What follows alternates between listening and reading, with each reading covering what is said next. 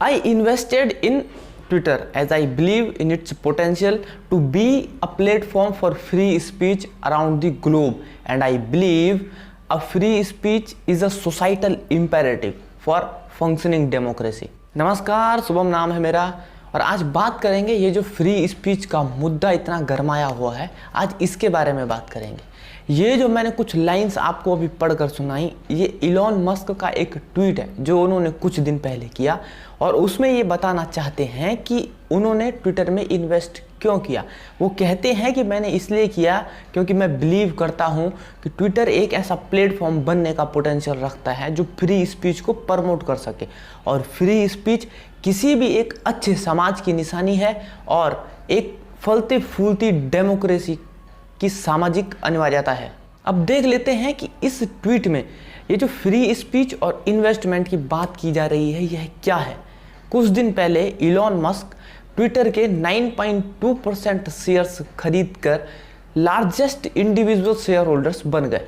यहाँ तक कि ट्विटर के फाउंडर जैक डोर्सी के पास भी इतनी हिस्सेदारी नहीं है। इलॉन मस्क यहीं पर नहीं रुके, उन्होंने एक कदम आगे बढ़कर ट्विटर को खरीदने तक का ऑफर दे दिया और इसके लिए उन्होंने $43 बिलियन का ऑफर दिया।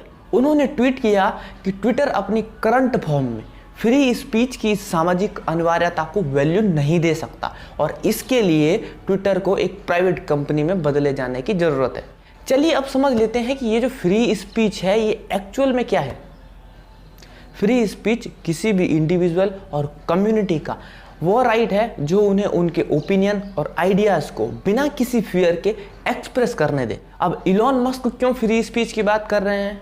ऐसा इसलिए है क्योंकि पास्ट में कई बार ट्विटर ने इन्फ्लुएंस में आकर लोगों के अकाउंट ब्लॉक किए। जैसे एक एग्जाम्पल ये माना जाता है कि देश में कृषि कानूनों के खिलाफ उन लोगों के अकाउंट ब्लॉक किए गए जो ट्विटर पर कृषि कानूनों के अगेंस्ट में लिख रहे थे, और वैसा ही former US president Donald Trump का अकाउंट तब ब्लॉक किया गया जब वह वॉशिंगटन की एक प्रोटेस्ट को ट्वीट्स के थ्रू एनकरेज कर रहे थे, जिस बात को लेकर इलॉन मस्क ट्विटर से एग्री नहीं करते और उनका मानना है कि अगर ट्विटर एक सोशल प्लेटफॉर्म है तो यहाँ पर फ्री स्पीच किसी भी एक्सटर्नल इन्फ्लुएंस में रेस्ट्रिक्टेड नहीं होनी चाहिए जब तक कि वो स्पीच वायलेंट ना हो, इमोरल ना हो और अनएथिकल ना हो। ऐसा ही कुछ सोचते थे ट्विटर के former lead developer Blaine Cook. वो यह बिल्कुल नहीं चाहते थे कि ट्विटर सिर्फ एक प्लेटफॉर्म जैसा बनकर रह जाए, बल्कि वो एक ऐसे ट्विटर का सपना देख रहे थे जो अपने यूजर्स को अदर सोशल प्लेटफॉर्म्स पर भी इंफॉर्मेशन शेयरिंग अलाउ कर सके। वो परंपरा से हटकर सोच रहे थे। हालांकि उनके इस रिवॉल्यूशनरी थॉट का ट्विटर ने समर्थन नहीं किया और बाद में उनको कंपनी छोड़नी पड़ी। हालांकि बाद में ट्विटर के फाउंडर जैक डोर्सी ने भी यह बात स्वीकारी कि इंटरनेट बड़े कॉरपोरेट के हाथों में बन गया है। साइबर वर्ल्ड को डिसेंट्रलाइज्ड और डेमोक्रेटिक होना चाहिए, तभी इंटरनेट अपना काम सही से कर पाएगा। और फिर अभी जब पराग अग्रवाल ट्विटर के नए सीईओ बने तब जैक डोर्सी ने अपना एक ट्विटर के अंदर नया प्रोजेक्ट शुरू किया है जिसका नाम है ब्लू स्काई, और इसका जो मकसद है वो ये है कि जो इसके यूज़र्स हैं, ट्विटर के यूज़र्स हैं, उनको उनके डेटा पर और ज़्यादा कंट्रोल दिया जाए।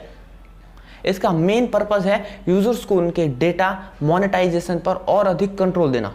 ऐसा ही कुछ इलॉन मस्क ने अपने एक ट्वीट में कहा कि ट्विटर का एल्गोरिदम एक ओपन सोर्स होना चाहिए। फिर उन्होंने अपने फॉलोअर्स को इस पर वोटिंग के लिए कहा। यहाँ पर हैरानी की बात यह है कि ट्विटर के फाउंडर जैक डोर्सी ने भी उनके समर्थन में वोट दिया। वैसे भी इलॉन मस्क टेक्नोलॉजी के सेंट्रलाइजेशन के अगेंस्ट हमेशा बोलते रहे। उनका मानना है कि आर्टिफिशियल इंटेलिजेंस से रिलेटेड रिसर्च और अचीवमेंट्स को पूरी दुनिया के साथ शेयर किया जाना चाहिए। और अब जब इलॉन मस्क ट्विटर को कम्प्लीटली खरीदने की बात कर रहे हैं तो ये अपने आप में एक बहुत बड़ी बात है, क्योंकि इस बात में कोई शक नहीं है कि इलॉन मस्क जिस चीज़ को छू लेते हैं उसे हिला देने की ताकत रखते हैं। फिर तो चाहे वो एनर्जी का फील्ड हो, क्रिप्टो का फील्ड हो, स्पेस का फील्ड हो और अब सोशल मीडिया प्लेटफॉर्म्स हों। बड़ी टेक कंपनीज बहुत पावरफुल हैं और हमारी सारी डेटा के मालिक हैं। ऐसे में इलॉन मस्क का ये फ्री स्पीच का थॉट प्रोसेस एबनॉर्मल है और रिवॉल्यूशनरी भी है। अभी तक तो कंपनीज ही डिसाइड करती हैं कि किस पोस्ट को प्लेटफॉर्म पर रहना चाहिए और किस पोस्ट को हटा दिया जाना चाहिए, लेकिन अब यूजर्स डिसाइड कर पाएंगे। ऐसे ही बदलावों की चर्चा जैक डोर्सी भी काफ़ी टाइम से कर रहे थे, लेकिन इलॉन मस्क के ट्विटर को खरीदने के इस फैसले को एक अलग नज़रिए से भी देखा जाना चाहिए। पहली बात तो ये कि किसी भी कंपनी पर नियंत्रण के लिए उसके 100% शेयर्स खरीदना जरूरी नहीं है। अमेजन के मालिक जेफ बेजोस के पास वॉशिंगटन पोस्ट अखबार का नियंत्रण है, तो हो सकता है कि इलॉन मस्क ट्विटर को खरीदकर उनसे एक कदम आगे बढ़ने की सोच रहे हों।